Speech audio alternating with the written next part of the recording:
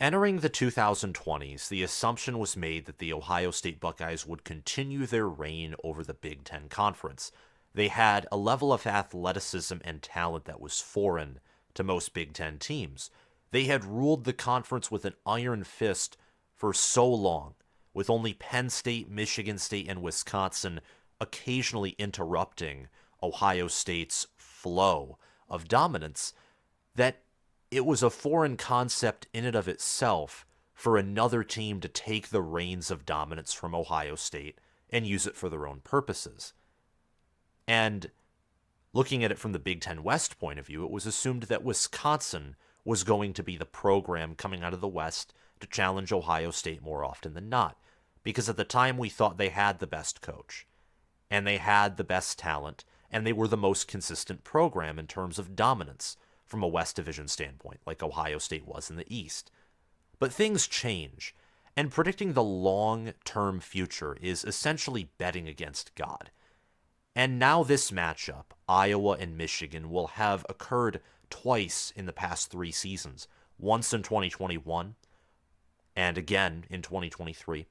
And in 2022, Iowa was one win away, a win over Nebraska, rather, away from making this thrice in 3 seasons. That's right.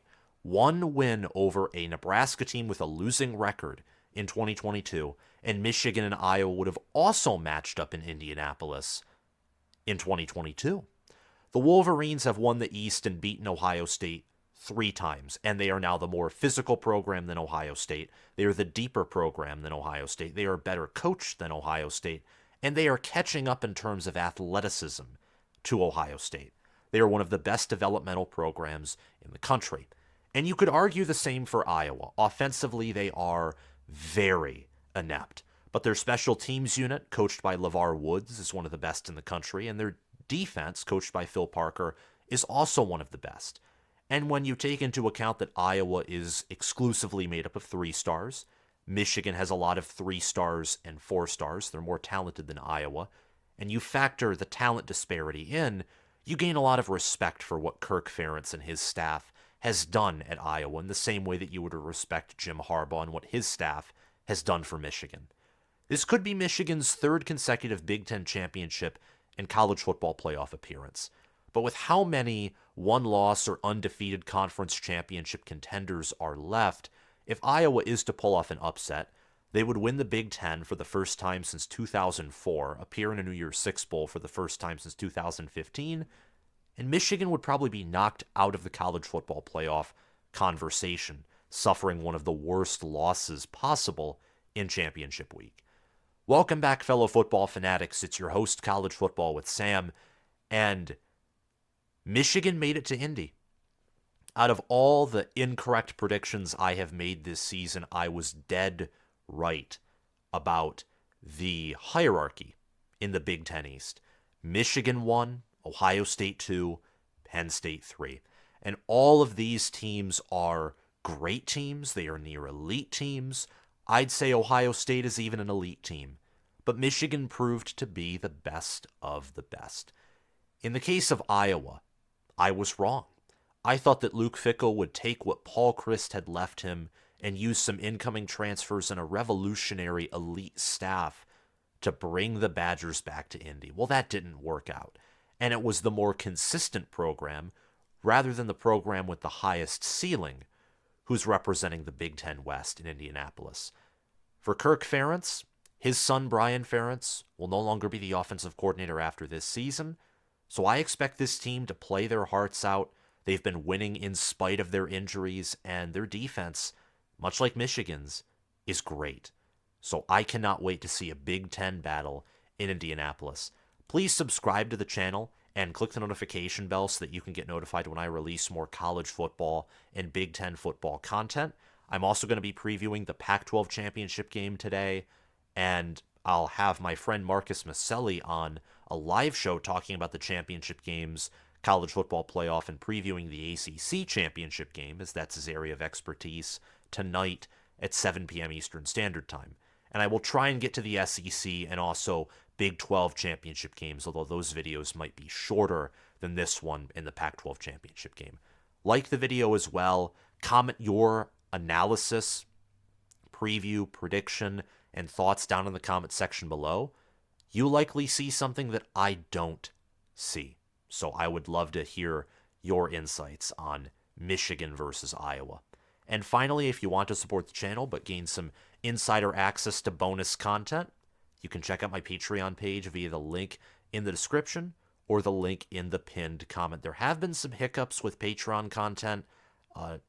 Just some unplanned things occurred, but it is what it is. And I always appreciate your support, and more consistent content on Patreon will be up as soon as possible. These teams are a combined 22-2 meeting up here. Iowa is nearly a top 15 team. They're 16th in the most recent college football playoff rankings. Michigan is number 2. Michigan, of course, is a heavy favorite. The Big Ten West has never beaten the Big Ten East team in Indianapolis, and the closest they came to do so was in 2015 between an undefeated Iowa and an 11-1 Michigan State, and perhaps in 2016 when Trace McSorley, Saquon Barkley, and that miracle of a 2016 Penn State team beat Wisconsin, a Wisconsin team that didn't have Monte Ball. They had Corey Clement at running back and Alex Hornibrook at quarterback. I think Alex Hornibrook was injured in that game, so backup Bart Houston had to come in and play for the Wisconsin Badgers. But outside of those games, the Big Ten championship game typically is not a competitive matchup. It's a matchup where the West team is used as a sounding board, as a testing ground, more so as a nuclear testing ground for the Big Ten East team to boost up their resume, to rest some of their starters, if applicable, and to gain some confidence heading into either their New Year's Six Bowl or, more hopefully, college football playoff appearance, with the quest of winning a national championship for the Big Ten Conference, which the Big Ten has not won a national championship since the inaugural college football playoff in 2014, when Ohio State got in as the 4 seed, despite some thinking Baylor or TCU deserved that spot, and Ohio State went on to beat number 1 seed Alabama in the Sugar Bowl, and then they beat Oregon, who dominated Florida State in the Rose Bowl, but came up just short. I say just short because that game was more competitive than the 42-20 final score indicated, but Oregon came up short against that Ohio State team in the first ever college football playoff national championship game. Both of these teams are confident in their identity. Michigan likes to run the football even though they're not as successful as they were a season ago. Iowa thinks that punting is winning, and they love playing tough defense. In this video, I'm mainly going to talk about Michigan. I will touch on Iowa, of course, as I'm previewing this game and giving a prediction.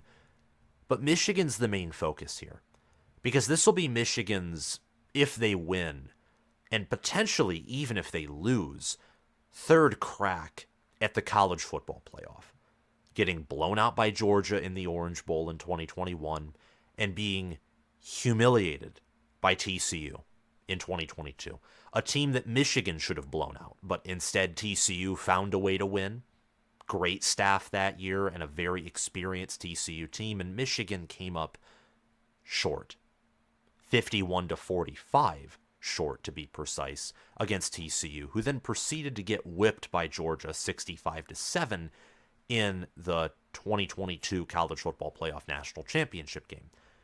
Michigan, in all likelihood, because they're favored to win, and in some cases, even if they lose, they could get in, Michigan has got their third crack at winning a national championship. And the odds suggest that the winner of the Pac-12 championship game is a lock. Georgia, if they win, is a lock. Florida State, if they win, is a lock. Washington, if they win, is definitely a lock. And with how the committee's been ranking Oregon, I would assume that an Oregon win means that they are in. Texas is another good team. Alabama is a team that's been on the rise. Ohio State is sitting there very comfortable at number 6. They may not even need every one-loss champion or potential champion to lose. they may get in over a 12-1 Texas, or maybe they get in over a 13-0 Florida State, although I think that's very doubtful. I think Florida State is a lock to reach the college football playoff if they beat Louisville. But there are a lot of teams that can still have a chance to reach the college football playoff and play for a national championship. So Michigan needs a win in this game. But do you think that Michigan can win the national championship? Do you think they're capable of that? Or do you think that they can't get past the semifinal or the New Year's Six Bowl? Harbaugh has only won one bowl game, which is pretty shameful, and that is definitely not something of his to brag about or to be proud of. Or do you think they can? Do you think that this Michigan team is experienced, physical, tough, and athletic enough to win it all? Let me know down in the comments section below. I think they can win it all. And the Michigan Wolverines have been, in my opinion, the best team in college football for the entire season. Maybe if you break it down on a week-by-week basis, there are definitely weeks where other teams have been better than Michigan, but I think Michigan has been the most consistently dominant team in college football along with Oregon for this entire season. Michigan's ranked number 2 in FPI. Iowa's ranked 38th. The Hawkeyes are 10-2. Michigan is 12-0. The Vegas line is 23, 22, 21 in there. At one point it was 23. That was last night when I made this edit. It's dropped all the way down to 21.5. I don't know exactly why that is. Maybe it was announced that some players will not be playing in this game. The line opened up at Michigan minus 22. So Michigan is a 3-touchdown favorite here. And the over-under in this game is 35.5. So basically what Vegas is indicating is that Michigan will win 35-13 about. I'd be hard-pressed to see myself believing that Iowa could score 13 points on average against a defense that has looked like the best or one of the best defenses in the country, but I digress. This game will be played in Lucas Oil Stadium. The Wolverines are given a 92.6% chance to win per ESPN's FPI. About 440 of you picked Iowa, 17% of my audience that voted in my community section. 83% of you, about 2,160 people, picked Michigan to win. For Iowa, their only chance of winning is forcing turnovers and having the best offensive performance of the entire season that they've had. Iowa can run the ball decently. They can control clock if they get drives going, and Deacon Hill has improved over his past few matchups. But Iowa's offense is one of the least productive offenses in all of college football. I think they'd have to rely on forcing several turnovers, having superior special teams play, and getting in Michigan's head in order to win this game. There are not too many favorable matchups to exploit. Iowa is better at defending the pass than they are at defending the run, and Michigan would prefer to run the football, even if from a yards per play and completion percentage and looking at other statistics, Michigan might have a more efficient passing offense than they do rushing offense. The Wolverines will want to pound the rock. And their offensive line played one of their better games of the season against Ohio State, a team that has a stout defense, a defense that, heck, Ohio State might have a better defense this season, or at least a better defense factoring in Iowa's injuries, than the Hawkeyes do. Michigan will definitely be facing an inferior offense. They might even be facing an inferior defense compared to what they faced against Ohio State. This could be an emotional letdown spot, though, for the Wolverines, and Iowa has a far better special teams unit than Ohio State does. But for Michigan, the key to winning this game is control clock, make sure that you run a balanced attack against this Iowa defense, because a Phil Parker defense will not put up with offenses that are one-dimensional. Do not get too cute defensively, and don't let Iowa gain confidence that they can drive down the field.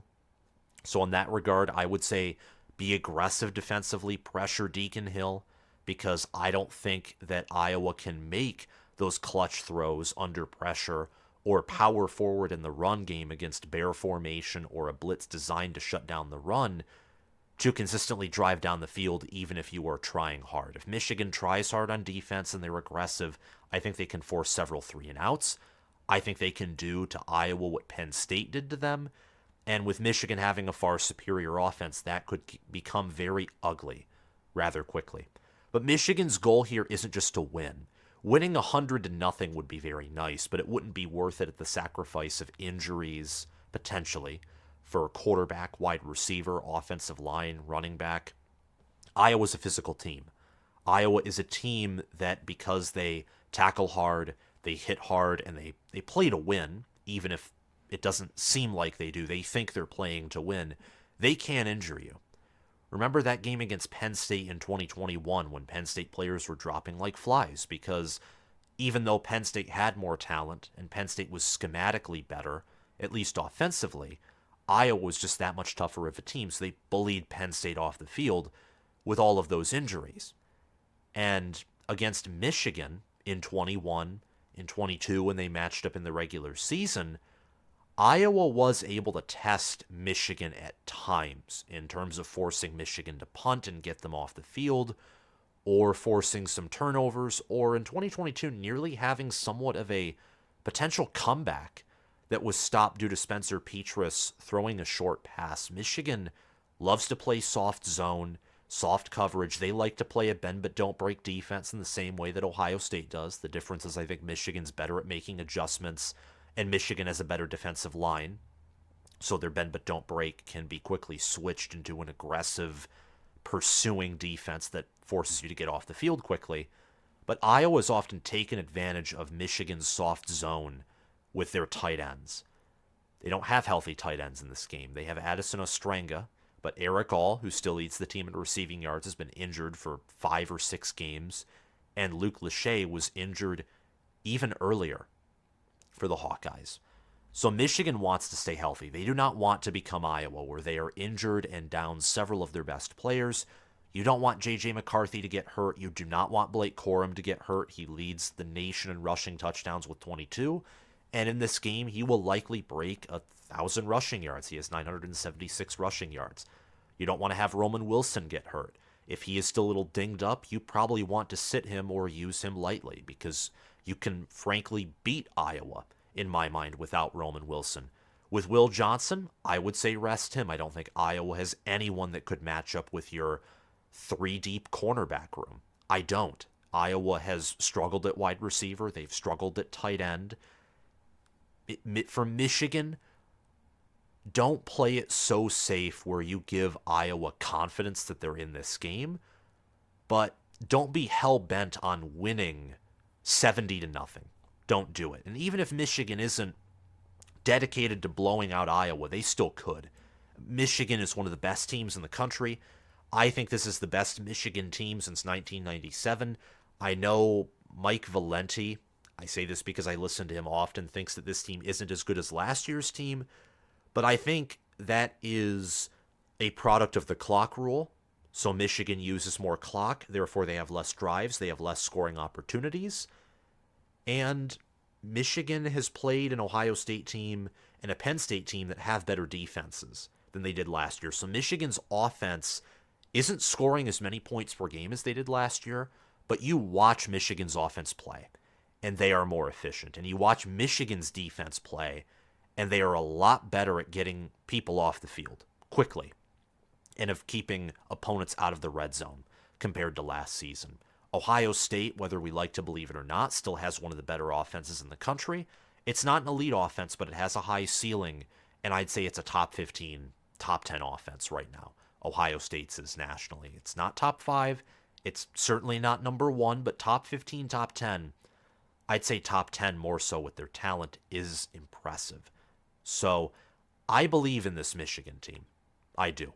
And I believed in last year's Michigan team, but not to the degree of this year's, because this year's team, they've regressed at offensive line, but they've improved at tight end, wide receiver, quarterback. They've stayed about the same, maybe decreased a little at running back, and they've improved everywhere.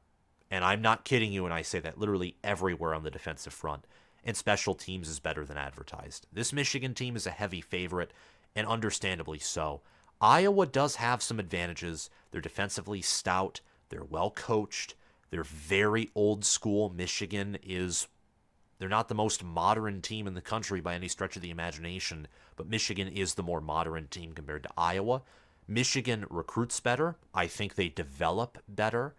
And I think outside of linebacker and special teams, Michigan's better than Iowa by quite a fair margin in every category. Linebacker, I'd say, is up for debate. For special teams, I would decisively go Iowa. Iowa's had to use their special teams unit a lot more frequently than Michigan has. And Michigan at times has looked pretty porous on special teams, especially in the return game.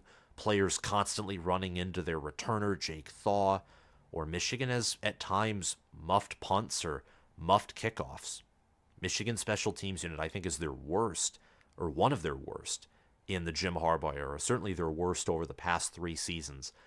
Iowa, why I gave them the linebacker position is Tommy Eichenberg, I think, was named the Big Ten linebacker of the year. He was. I think that honor should have gone to Jay Higgins of Iowa. Jay Higgins has 141 tackles. He has 1 sack, 3 passes defended, an interception, a forced fumble, and a fumble recovery. Nick Jackson is Iowa's second leader. He's their second place in total tackles. There's a weird way of phrasing that. My apologies. With 91. He has 4 sacks, a pass defended, and 4 forced fumbles. This Iowa linebacker room is deep. And there's other players like Kyler Fisher, Carson Charar, and some backups that are solid, to say the least. But Jay Higgins, Nick Jackson, those are great players for Iowa. They tackle well. They're good in coverage. They can get to the quarterback. Iowa is disciplined.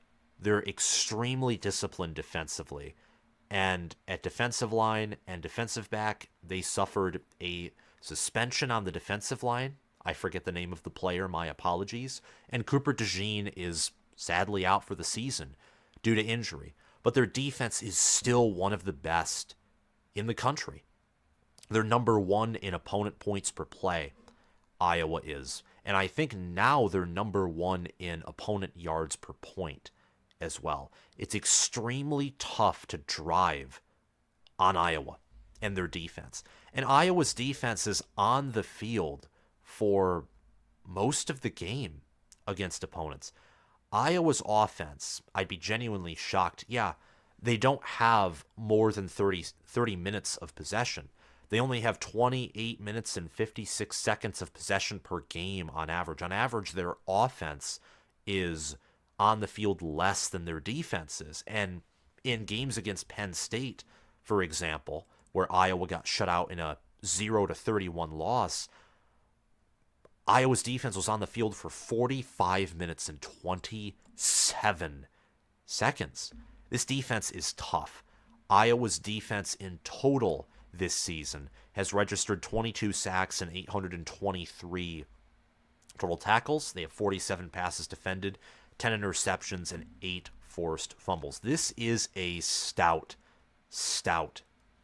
defense, a defense that is near perfection in terms of fundamental football. And on special teams, Iowa's kicker, Drew Stevens, he has struggled at times this season, missed an extra point.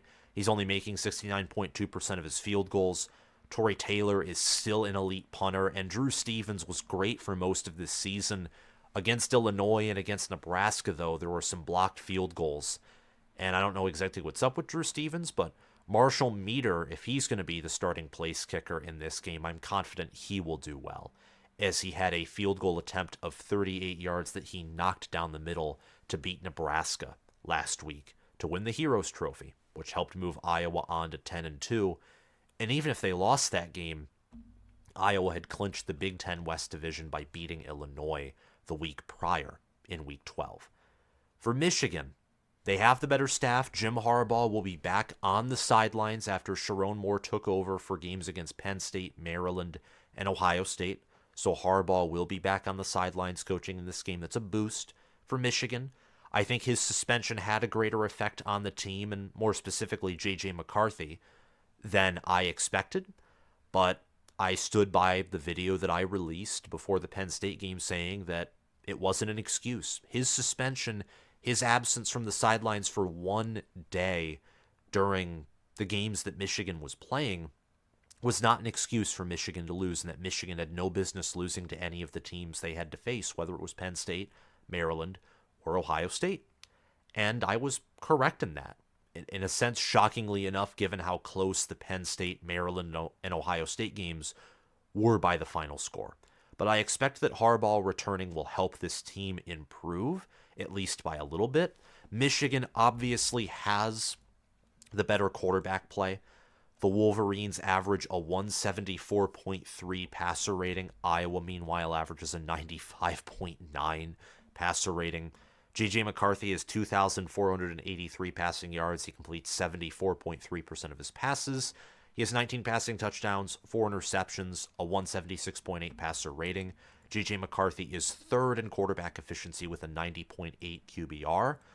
And Deacon Hill only has 976 passing yards. He completes 48.3% of his passes, 5 passing touchdowns, 6 interceptions, a 91.3 passer rating, and he has a 22.4 QBR, which is 127th nationally. Deacon Hill's an awful quarterback.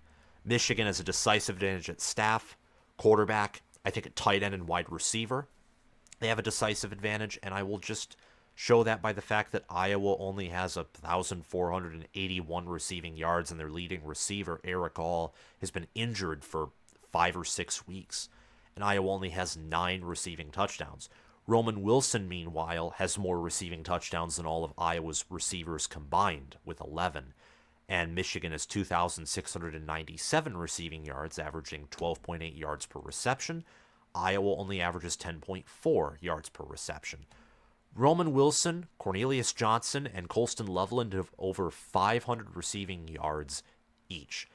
Cornelius Johnson has stepped up in the past few games for Michigan. He led the team in receiving yards against Penn State.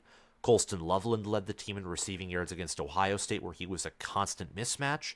And Roman Wilson having over 10 receiving touchdowns shows how reliable of a target he is.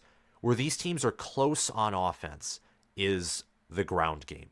Michigan has rushed for 2,037 yards, averaging 4.4 yards per carry, and they have 33, I believe, rushing touchdowns. The Wolverines ran the ball for 5.2 yards per carry and 3,000 yards in 2021 with 39 rushing touchdowns. And in 2022, Michigan ran the ball for 3,345 yards and had 41 rushing touchdowns. This season, Michigan has ran the ball for, again, 2,037 rushing yards, averaging 4.4 yards per carry, and they have 33 rushing touchdowns. This Michigan rushing attack is identical in my mind to the 2021 rushing attack, minus the explosive plays. The same consistent 3, 4, 5-yard battering ram carries are identical to the 2021 unit. The problem is Michigan doesn't have explosive runs. They don't generate those type of runs this season. This is a total pure power run game. There's no explosiveness to it. But even with the weakness there, they find ways to convert 4th and short, 3rd and short, much like they did last season and in 2021, because they still have an interior presence that's playing at an elite level with Drake Nugent, Zach Zinner, Trevor Keegan, and likely Carson Barnhart now substituting in for an injured Zach Zinner. Hopefully he recovers. Tackle has been an area of concern for Michigan all season. They've only given up 14 sacks, though, in 12 games. The Wolverines gave up 17 sacks in 2022 in 13 games, and 14 sacks in 14 games, in 2021. So this offensive line might be Michigan's worst in the past 3 seasons, or it could be right in the middle between the 21 and 2022 offensive lines. I think if Michigan had their 2022 offensive line this season, it would be an end of discussion for who was the best team in the country. We'd have to see if they fulfilled that. But I think this Michigan team, with last year's offensive line and with Olu Oluwatimi, would be deadly. Michigan would be averaging around 5 yards per carry right now. They'd have a few extra 100 rushing yards. The passing attack, I think, consequentially, especially in play action, would be better. But that's an area where Michigan and Iowa are comparable because the Iowa Hawkeyes are averaging 3.5 yards per carry, but they have 1,487 rushing yards, 11 rushing touchdowns, and their leader, LaShawn Williams, has 779 rushing yards. He's averaging 5 yards per carry. He only has one rushing touchdown that he gained against Wisconsin. He is their more consistent running back. Caleb Johnson, who last year had a breakout season, he has 415 rushing yards. He's averaging 4 yards per carry, but he has 3 rushing touchdowns. He is more of their home run hitting back. LaShawn Williams is more of a power back that's consistent and can get more carries per game. He's also been their healthier running back. Jason Patterson, Kamari Moulton, Terrell Washington Jr. Iowa does have a deep running back room. Michigan does too. Kalel Mullings, Benjamin Hall, Donovan Edwards. Really, Donovan Edwards getting a low amount of yards per carry holds down the team average because he has over 105 carries, but he's only averaging 3.4 yards per carry. The staff has not given up on him, sometimes to the expense of the rushing attack, but Edwards has played better games against Penn State, Maryland, and Ohio State than he did at the beginning of the season, so he's probably going to continue to improve as the year goes on. But I like Iowa's rushing attack, and I think if they bring in the right offensive coordinator, this could be a team with a scary rushing attack next season. The Iowa Hawkeyes could have that. Michigan's offensive line and defensive line is decisively better. Defensive back, if Cooper DeJean was healthy, there could be debate there. But with him sadly being out, even if Will Johnson is out, Michigan just has that much better depth than Iowa does at every position due to recruiting and development, and also Michigan's use of name, image, and likeness so that they can offer, essentially give scholarships to walk-ons through that. This Michigan team is deep, full of seniors, juniors, future NFL players, and I can't wait to see how this game turns out. I'm assuming that Michigan will have a decisive advantage, and that determines the players to watch, in my mind. For Michigan, it's Cornelius Johnson, as I imagine that Roman Wilson will be rested for a good amount of this game, just because I don't believe he was at 100% versus Ohio State. I don't think he is right now. And since he's their number one threat, you have to be cautious about him. And when he is on the field, I think Iowa is going to try and pay special attention to him, which opens up the lane for Cornelius Johnson, who has a habit of appearing in big games. He does. Did it against Ohio State in 2022, and he's done it some other times in both 2021, where again he had actually a deep pass caught against Ohio State. And this season, he hasn't appeared in big games, but he has 500 receiving yards. And that's pretty good for a Michigan team that prefers to run the football. I look for him in this game to potentially get a deep pass from J.J. McCarthy. This Michigan team has not been explosive, and I wonder if they're going to try and be explosive against this Iowa defense. If they're going to try and test them, of course, on the boundary and in the trenches, which Michigan does to everyone, but maybe they try and test them deep and see if Cornelius Johnson or Roman Wilson or certainly Colston Loveland can get some matchup advantages against Iowa's linebackers and defensive backs. For Iowa, LaShawn Williams is my player to watch. And the simple reason for that is he's their most consistent running back.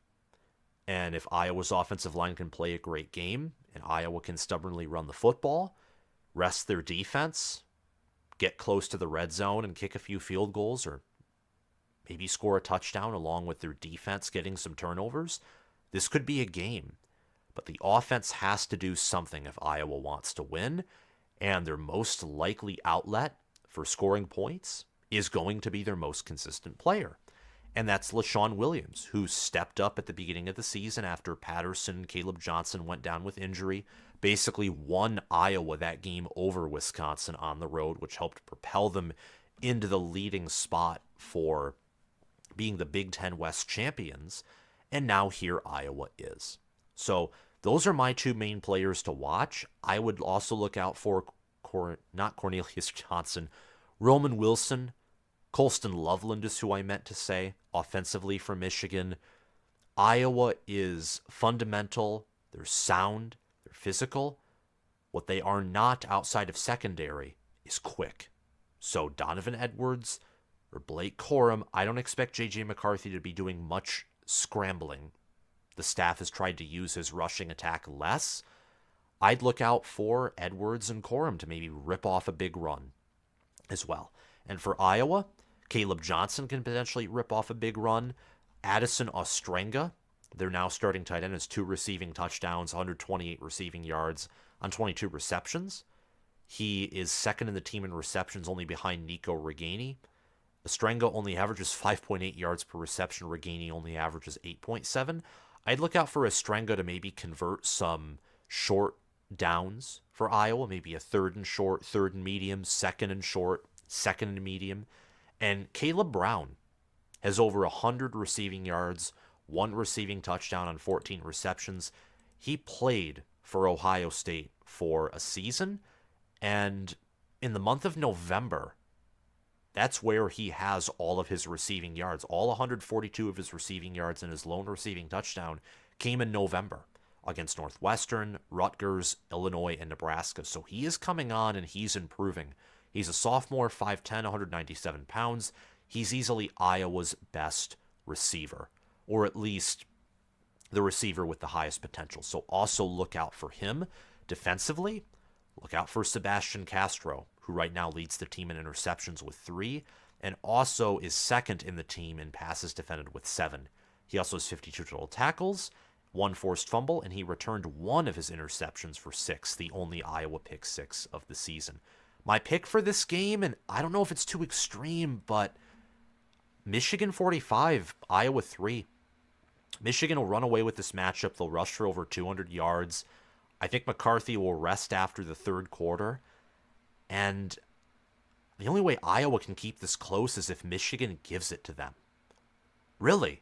It's not an exaggeration either, because we've watched Iowa all season. Are they going to move on this defense? Well, maybe for a few drives at best, but no, not really. And you should never overlook any team, and I'm not saying that here, and I will never say that.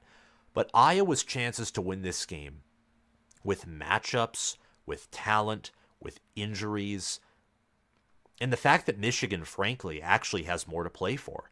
They lose this game, they could easily be out of the college football playoff conversation. For Iowa, they've already fulfilled their goals in my mind, which is winning the West. Of course, you want to win the Big Ten and reach New Year's Six Bowl.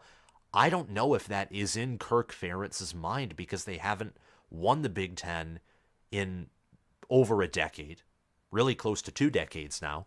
They haven't reached a New Year's Six Bowl since 2015, and I don't think Iowa has the same expectations that Michigan does. And 45-3 might be extreme, but Penn State won 31-0.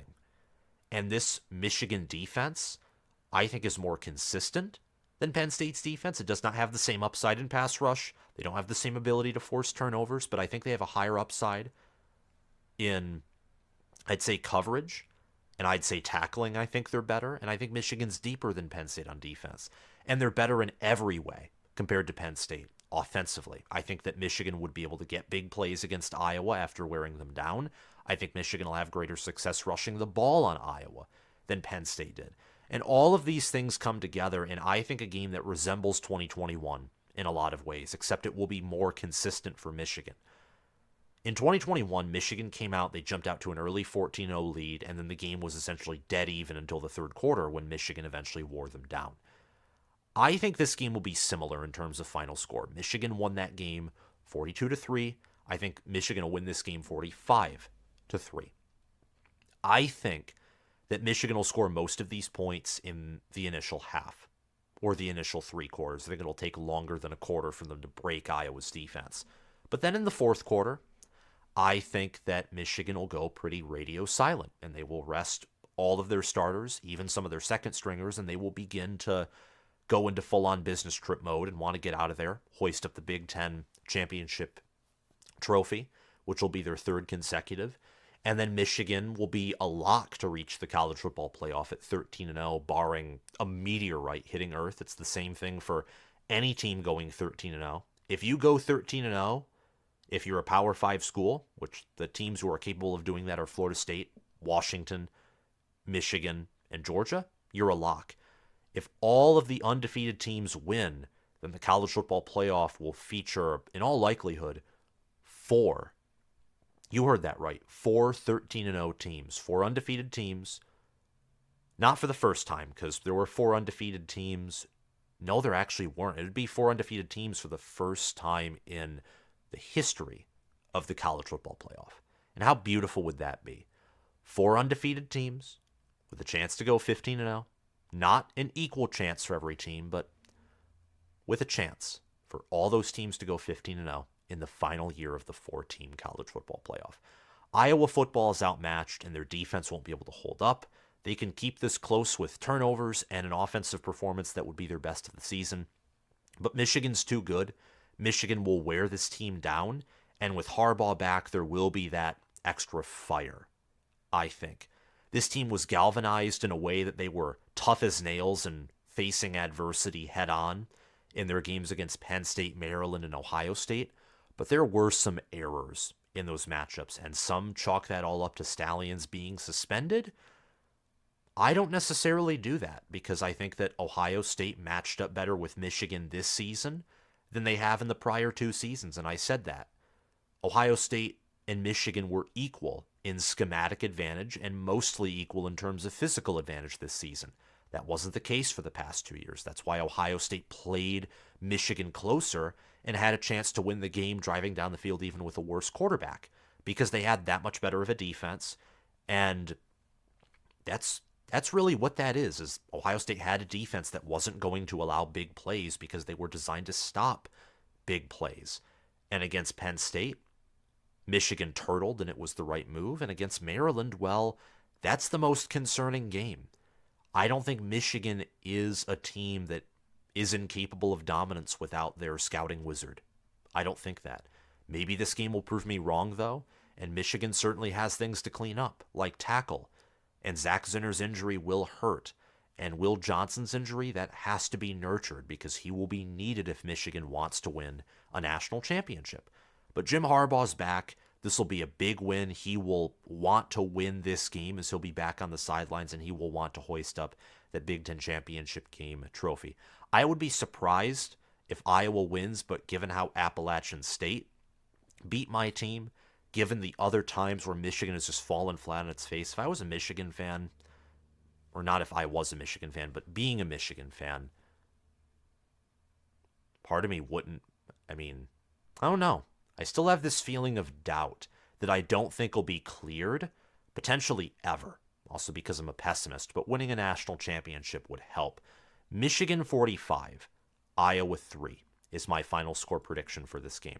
Thank you all for watching this video. Please remember to hit that like button, subscribe to the channel, and comment your thoughts on this video down below. I want to give a special shout out to Crash2488, Anthony McDowell, and Justin Rogg for being Heisman patrons in the month of November. I want to give a shout out to Spencer Bringhurst, Noah DDLC, and SFS Inverter for being All-American patrons in the month of November. And thanks to Will Loftus, Gabriel Calendar, Roaming Gnome, Matthew Sale, Chris Lane, Awesome Christmas, and Zubin Zah for being all-conference patrons in the month of November. Have a phenomenal day, guys, and I will see you all around. Bye-bye.